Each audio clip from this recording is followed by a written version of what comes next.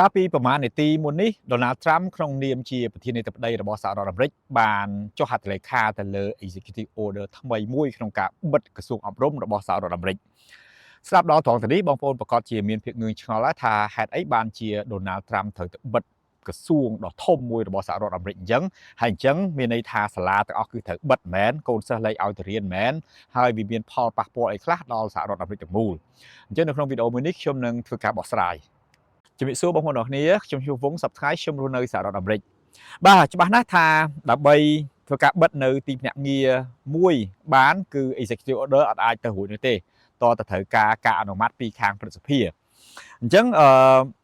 Donald Trump នៅក្នុងអាណត្តិនេះបងប្អូនឃើញថាគាត់បានធ្វើរឿងធំអស្ចារ្យជាច្រើនវាខុសពីការអាណត្តិមុនដែលគាត់ធ្លាប់កាន់តំណែងជាប្រធានាធិបតីណា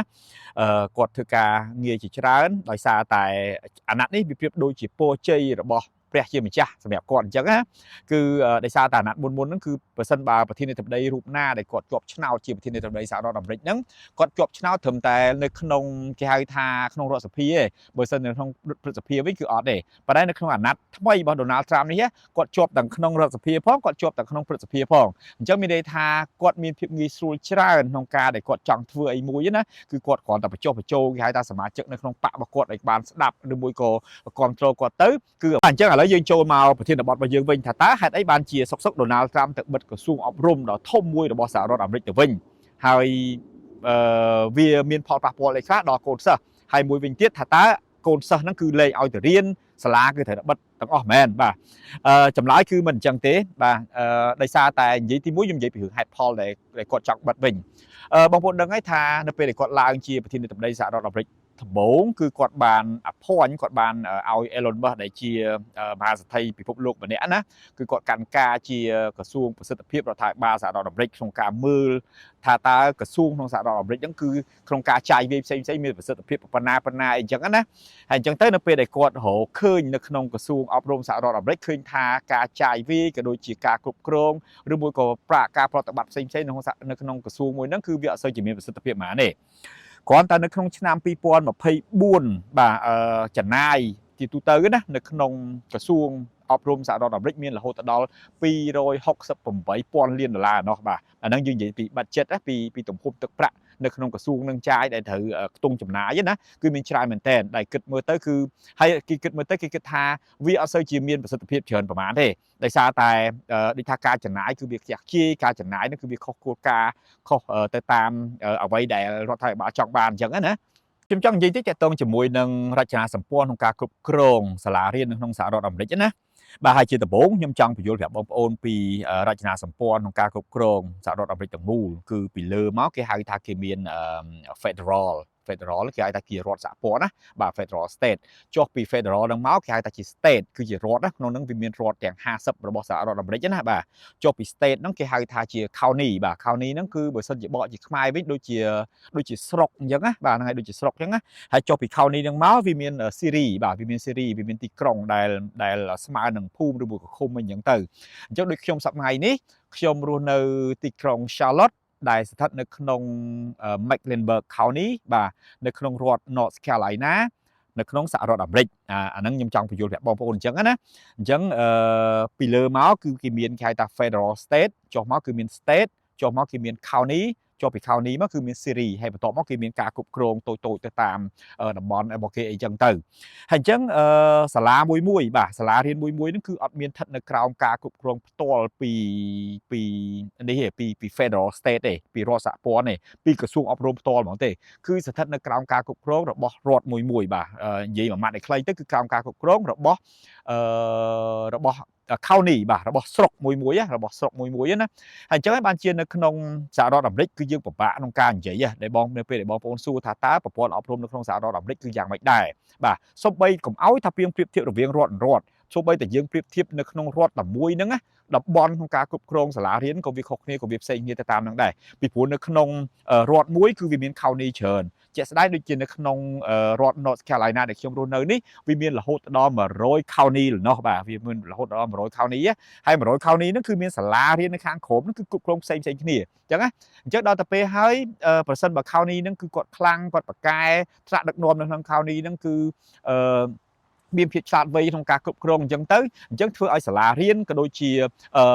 មនុស្សប្រជាជនដែលរស់នៅក្នុងខោនីហ្នឹងគឺដូចថារស់នៅបានសុខសប្បាយមានសុខសន្តិភាពមានជីវភាពល្អបរិបូរណ៍ផ្សេងៗអញ្ចឹងទៅបើយើងនិយាយអំពីគុណភាពនៃការសិក្សានៅក្នុងទីក្រុងមួយនៅក្នុងស៊េរីមួយនៅក្នុងខោនីមួយក៏វាអត់ដូចគ្នាដែរវាខុសគ្នាទៅតាមហ្នឹងណាបើសិនបើខោនីខ្លះគេមានការគ្រប់គ្រងល្អអញ្ចឹងទៅអញ្ចឹងសាលាហ្នឹងក៏វាល្អសាលាហ្នឹងក៏មានការទទួលស្គាល់ពី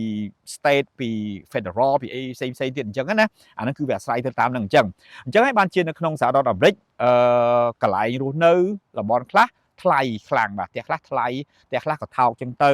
សូម្បីតែនៅក្នុងអាមេរិកដូចគ្នានឹងក៏ដោយសូម្បីតែនៅក្នុងដែលគេចេះល្បីថានៅខាង California ហ្នឹងផ្ទះថ្លៃដីថ្លៃផ្សេងណាប៉ុន្តែ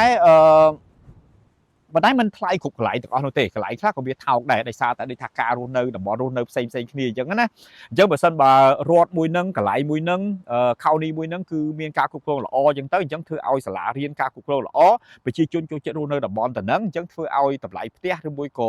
ការរស់នៅក្នុងតំបន់ទៅហ្នឹងគឺវាល្អគឺវាខ្ពស់ទៅតាមហ្នឹងអញ្ចឹងទៅអញ្ចឹងហើយនៅពេលដែលយើងដាក់កូនយើងរៀននៅកន្លែងតាណាមួយយើងតែងតែគិតយើងតែងតែបារម្ភថាតើសាលាហ្នឹងវាល្អឬក៏អត់នៅអាមេរិកមិនមែនថាsẽមានឲ្យតែនៅអាមេរិកវាសិតល្អទាំងអស់ហើយណាសាលាខ្លះក៏អេតចាយដូចគ្នាដែរបងប្អូនខ្ញុំចង់ប្រាប់អញ្ចឹងណាបាទសាលាខ្លះក៏អេតចាយដូចគ្នាដែរសាលារដ្ឋក៏ដោយសាលាឯកជនក៏ដោយអញ្ចឹងបាននៅពេលដែលយើងដាក់កូនយើងរៀនយើងត្រូវសិក្សាស្វែងយល់មើលថាតើនៅក្នុងខោនីនៅក្នុងស៊េរីដែលយើងកំពុងរស់នៅហ្នឹងសាលាហ្នឹងវាល្អកម្រិតណាវាមានការអប់រំ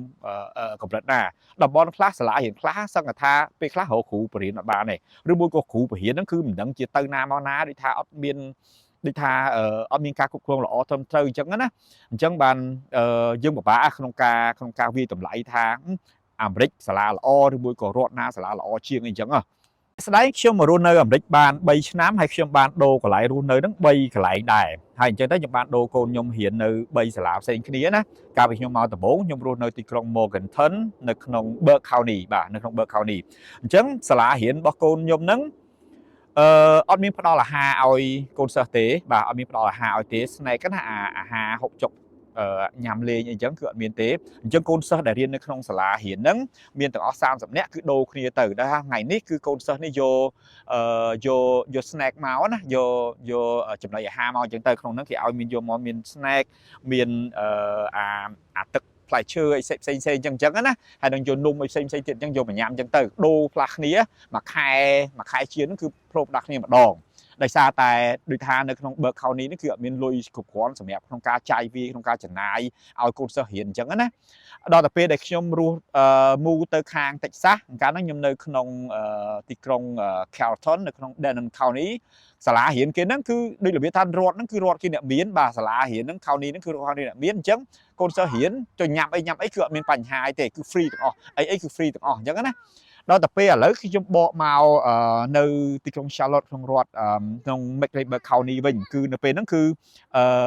សាលារៀនគឺអត់មានឲ្យអាហារទាំងអស់ហើយក៏អត់មានឲ្យកូនសិស្សទិញអីដែរប៉ុន្តែផ្ទុយមកវិញគឺសាលារៀនគឺធ្វើការលក់ម្ហូបអាហារអញ្ចឹងកូនសិស្សចង់ទិញញ៉ាំហ្នឹងទៅគឺកូនសិស្សទិញញ៉ាំខ្លួនឯងអញ្ចឹងទៅអញ្ចឹងមានន័យថាម៉េចមានន័យថាការគ្រប់គ្រងនៅក្នុងខោនីមួយគឺវាផ្សេងគ្នាសាលាមួយក៏ដូចគ្នាដែរអញ្ចឹងគុណភាពក្នុងការសិក្សាគុណភាពក្នុងការអប់រំក៏វាផ្សេងគ្នាទៅតាមនឹងដែរអានេះខ្ញុំចង់និយាយប្រាប់បងប្អូនអំពីរចនាសម្ព័ន្ធក្នុងការគ្រប់គ្រងនៅក្នុងសាលារៀនក្នុងសហរដ្ឋអាមេរិកអញ្ចឹងណាអញ្ចឹងបកមកវិញបន្តិចថាតើតួនាទីរបស់ក្រសួងអប់រំរបស់សហរដ្ឋអាមេរិកហ្នឹងគឺមានតួនាទីបែបណាបាទតាមពិតក្រសួងអប់រំរបស់សហរដ្ឋអាមេរិកនេះតួនាទីហ្នឹងគឺគ្រាន់តែដោយរបៀបថាចាត់ចែងរៀបចំនៅគោលនយោបាយរៀបចំនៅក្រមវិន័យអីផ្សេងអញ្ចឹងណាដើម្បីឲ្យរដ្ឋទូចហ្នឹងគឺធ្វើការដូចថាអនុវត្តតាមអញ្ចឹងណាហើយក្នុងហ្នឹងគឺមានដូចថាផ្ដល់ជាថវិកាសម្រាប់ដូចថាកូនសិស្សត្រូវការខ្ចីលុយដើម្បីរៀនដើម្បីផ្សេងអញ្ចឹងណាអាហ្នឹងគឺជាទូនាទីរបស់ក្រសួងអប់រំក្នុងរបស់សហរដ្ឋអាមេរិកដែលឡាយតាក់ទងជាមួយនឹងកម្មវិធីសិក្សាក៏ដូចជាការគ្រប់គ្រងក៏ដូចជាការរើសបុគ្គលិករើសគ្រូឬអីផ្សេងហ្នឹងណាគឺជាភារកិច្ចគឺជាការទទួលខុសត្រូវរបស់រដ្ឋទូចមួយគឺមានន័យថារដ្ឋសហព័ន្ធគឺអត់មានសិទ្ធិក្នុងការមកគ្រប់គ្រងមកអីក្នុងនឹងទាំងអស់ទេអញ្ចឹងណាអញ្ចឹងសរុបឲ្យខ្លីមកវិញថាតើការបិទក្រសួងអប់រំរបស់សហរដ្ឋអាមេរិកវាមានប៉ះពាល់អីអត់ គឺអត់មានប៉ះពាល់អីដល់កូនសិស្សទេបាទកូនសិស្សទៅរៀនគឺនៅតែរៀនធម្មតាសាលារៀនបើករបៀបម៉េចនៅតែធ្វើការរបៀបម៉េចគឺនៅតែធ្វើធម្មតាអត់មានអីប៉ះពាល់ទេអាហ្នឹងកុំឲ្យបងប្អូនមួយចំនួនគាត់ធ្វើការងឿងឆ្ងល់គាត់ថាបិទក្រសួងអប់រំអញ្ចឹងមានតែកូនសិស្សគឺលេឲ្យរៀននៅអាមេរិកទេអត់អញ្ចឹងទេគឺនៅតែរៀនធម្មតាអញ្ចឹងទេប៉ុន្តែអ្វីដែលខាងរដ្ឋបាលដូណាល់ត្រាំគាត់ចង់ធ្វើនេះគឺគាត់គ្រាន់តែចង់គេហៅថាកាត់បន្ថយអំណាចរបស់រដ្ឋណាបាទឲ្យទៅខាងដើម្បីឲ្យខាងរដ្ឋទូគឺធ្វើការគ្រប់គ្រងធ្វើការចាត់ចែងដោយខ្លួនឯងវិញដូចថាគេហៅថាគេធ្វើវិមជ្ឈការនៃអំណាចណាហើយដែលគាត់គិតហ្នឹងគឺគាត់គិតថាដោយសារតែរដ្ឋសហរដ្ឋអាមេរិកគឺធំបងប្អូនអញ្ចឹងបើសិនបើយើងឲ្យយកច្បាប់មួយយកទៅប្រើណាចែងច្បាប់មួយដើម្បីឲ្យរដ្ឋទាំង50ហ្នឹងធ្វើការអនុវត្តតាមគឺពិតជាពិបាកពីព្រោះថារដ្ឋមួយគឺមានស្ថានក្នុងការរស់នៅគឺផ្សេងគ្នាទាំងមនុស្សទាំងពីការអាកប្បកិរិយាក្នុងការរស់នៅទាំងពីស្ថានដីទាំងពីអាកាសធាតុផ្សេងគឺអត់ដូចគ្នាទេអញ្ចឹងគឺគេចង់ឲ្យរដ្ឋមួយគឺជាអ្នកចាត់ចែងក្នុងការសិក្សាទាំងអស់ហ្នឹងអញ្ចឹងណាដូចថាការសិក្សាអប់រំបរិញ្ញាកូនក្មេងរបៀបម៉េចបែសទៅតាមដូចថាអាហ្នឹងគឺអាស្រ័យទៅតាមការយល់ឃើញក៏ដូចជាទៅតាមអ្វីជាក់ស្ដែងនៅក្នុងរដ្ឋនីមួយៗហ្នឹងអញ្ចឹងណាអាហ្នឹងអ្វីដែលដូណាល់ត្រាំគាត់ចង់បានក្រៅអំពីហេតុផលដែលឃើញថាការចំណាយនៅក្នុងក្រសួងអប់រំហ្នឹងវាអត់សូវមានប្រសិទ្ធភាពក៏ដូចជាការគ្រប់គ្រងមិនសូវមានប្រសិទ្ធភាពហ្នឹងក៏គឺគាត់ក៏បានលើកឡើងដែរនៅក្នុង live ដែលគាត់ទើបបាននិយាយប្រហែលជាប្រហែលនាទីមុននេះខ្ញុំបានស្ដាប់ live របស់គាត់ណាដូណាល់ត្រាំណាគឺគាត់យល់ឃើញថាការអប់រំហ្នឹងគឺវាអត់សូវជាមានប្រសិទ្ធភាពខ្លាំងប៉ុន្មានទេកូនក្មេងថ្នាក់ទី2ទី3ខ្លះអត់សូវជាចេះអក្សរអត់សូវជាចេះម៉ាត់អីខ្លាំងប្រហែលណាហើយជាក់ស្ដែងបងប្អូនជាក់ស្ដែងខ្ញុំរស់នៅសហរដ្ឋអាមេរិកនេះយើងមានកូនរៀននៅនេះដែរខ្ញុំតាសាតាមដានមើលការសិក្សារបស់កូនណាគឺឃើញថាអញ្ចឹងមែនដូចថាការរៀនរបស់ក្មេងនៅនេះជួនកាលអត់សូវជាបានតឹងរឹងខ្លាំងប៉ុន្មានទេគ្រូដោយគ្រូទៅសិស្សដោយសិស្សទៅដាក់ការងារឲ្យកូនសិស្សធ្វើកូនសិស្សណាធ្វើទៅឯងធ្វើទៅឯងធ្វើទៅក៏ហីទៅដូចថាអត់មានអាការតឹងរឹងខ្លាំងប្រហែលណាគិតពីរឿងសិទ្ធិកុមារគិតពីរឿងនេះគិតពីរឿងនេះដល់តែពេលគិតរឿងខ្លាំងពេកទៅធ្វើឲ្យកូនសិស្សវាបានចិត្តជួនកាលទៅវាត្រូវធ្វើវាត្រូវមិនធ្វើអញ្ចឹងទៅអញ្ចឹងហើយធ្វើឲ្យគុណភាពក្នុងការសិក្សាហ្នឹងគឺវារៀងខ្សោយទៅតាមហ្នឹងអញ្ចឹងណា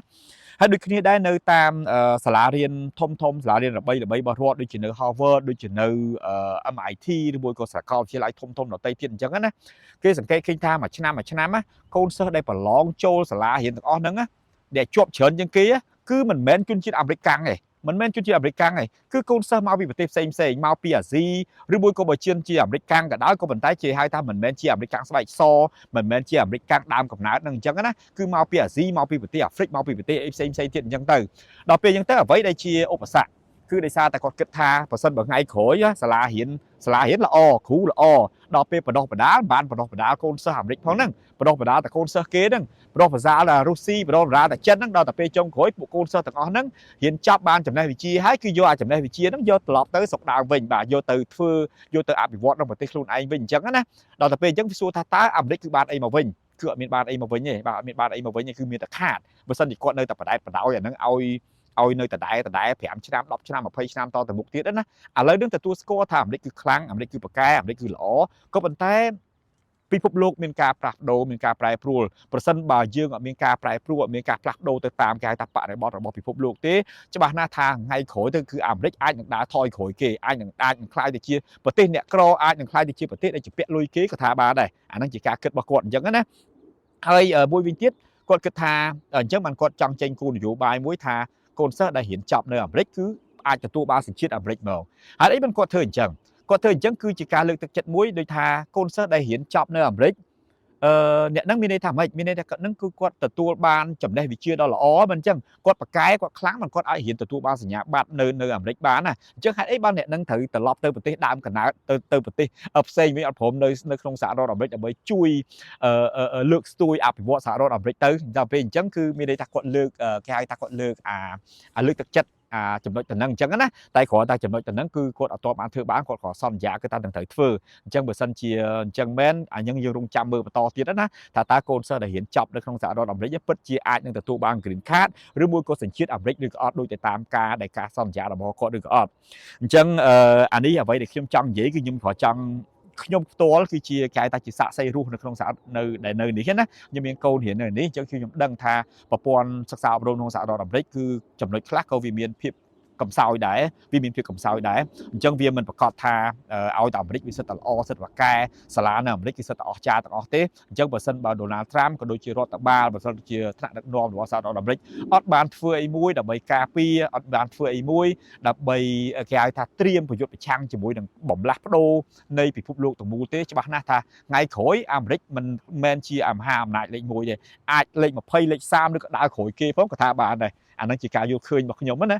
បាទទោះជាយ៉ាងណាកាលពីព្រឹកមិញនេះនៅទល់មុខក្រសួងទីស្នាក់ការក្រសួងអប់រំហ្នឹងក៏មានការតវ៉ាជាច្រើនដែរពីសំណាក់អ្នកដែលពាក់ព័ន្ធផ្សេងៗណាពិសេសនៅពេលដែលបិទក្រសួងអប់រំនឹងមួយទាំងមូលច្បាស់ណាស់ថានឹងកាត់បន្ថយនៅបុគ្គលិកធ្វើការដែលធ្វើការនៅក្រសួងមានប្រហែលជាចូល 4000 នាក់ហើយអញ្ចឹងគេកាត់បន្ថយប្រហែលជាអាច 50% អញ្ចឹងក្នុងហ្នឹងប្រហែលជាអាចបន្ថយខ្ទង់ 1000 ជាងទៅ 2000 នាក់អញ្ចឹងណាអញ្ចឹងអ្នកដែលប៉ះពាល់គឺមានចំនួនច្រើនហើយអ្នកដែលរងប៉ះពាល់ទាំងអស់ហ្នឹងគឺគាត់ធ្វើការតវ៉ាអីចឹងទៅថាបើសិនជាបិទទៅវាធ្វើឲ្យប៉ះពាល់ដល់អញ្ចេះវាធ្វើឲ្យប៉ះពាល់ដល់អញ្ចេះហើយដូចខ្ញុំបានលើកប្រាប់បងប្អូនអញ្ចឹងថាក្រសួង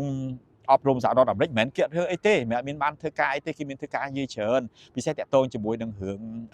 ប្រាក់កម្ចីនិស្សិតណាសិស្សនិស្សិតអីផ្សេងណាឬមួយក៏ជួយដល់កូនសិស្សដែលក្រីក្រជួយដល់កូនសិស្សដែលពិការភាពកូនសិស្សដែលដូចថាមានភាពពិបាកនៅពេលដែលគាត់ទៅរៀនអីផ្សេងអញ្ចឹងណាឬមួយក៏ជួយដោយប្រការណាមួយអីអញ្ចឹងណាបានជួយច្រើនតែគ្រាន់តែថា Donald Trump គាត់ក៏បានសន្យាថាតាក់ទងជាមួយរឿងទាំងអស់ហ្នឹងគឺគាត់នៅតែបន្តការផ្ដល់ឲ្យដដែលតែគ្រាន់តែថាមិនមែនផ្ដល់ឲ្យតាមរយៈក្រសួងអប់រំរបស់សហរដ្ឋអាមេរិកទេដូចថាអាចថាយកលុយនឹងដាក់នៅក្រោមក្រសួងសេដ្ឋកិច្ចអីចឹងទៅហើយបន្ទាប់មកឲ្យបុគ្គលិកដែលធ្វើការដែលនៅសេសសល់ប្រហែល 1000 ជាងឬក៏ 2000 ជាងអ្នកទៀតហ្នឹងគឺធ្វើការងារនឹងបន្តទៀតអីចឹងណាអាហ្នឹងគឺជាការសន្យារបស់ Donald Trump អាហ្នឹងតាមដែលខ្ញុំបានស្ដាប់live ការគាត់ធ្វើផ្សាយបន្តផ្ទាល់កាលពីប្រហែលនាទីមុននេះបាទអញ្ចឹងវីដេអូរបស់ខ្ញុំមានតែប៉ុណ្្នឹងទេគាត់ចង់ជំរាបប្រាប់បងប្អូនបញ្យល់ប្រាប់បងប្អូនបន្ថែមអញ្ចឹងថាការដែលបិទក្រសួងអប់រំសហរដ្ឋអាមេរិកហ្នឹងគឺអត់មានប៉ះពាល់អីដល់កូនសិស្សទេសាលាគឺនៅតែដំណើរការធម្មតាស្អែកហ្នឹងខ្ញុំជូនកូនខ្ញុំទៅរៀនធម្មតាទេសាលាអត់មានបិទទេដោយសារអីដោយសារតែការគ្រប់គ្រងហ្នឹងគឺវាអត់មានការគ្រប់គ្រងរបស់ក្រសួងអប់រំទេវាក្រោមការគ្រប់គ្រងរបស់ county បាទរបស់ស្រុកនៅក្នុងសហរដ្ឋអាមេរិកមួយនឹងទាំងអស់អញ្ចឹងណាអញ្ចឹងបើទោះជាបិទក្រសួងអប់រំក៏ដោយក៏ការសិក្សាក៏អីផ្សេងហ្នឹងគឺនៅតែបន្តដដែលធម្មតាដែរអត់មានអីប៉ះពាល់ទេអូខេអរគុណច្រើនបងប្អូនវីដេអូរបស់ខ្ញុំវាប៉ុណ្ណឹងជំរាបលាបងប្អូនបើសិនជាបងប្អូនគិតថាវីដេអូនេះវាមានសារៈប្រយោជន៍សូមជួយ share បន្តទៀតផង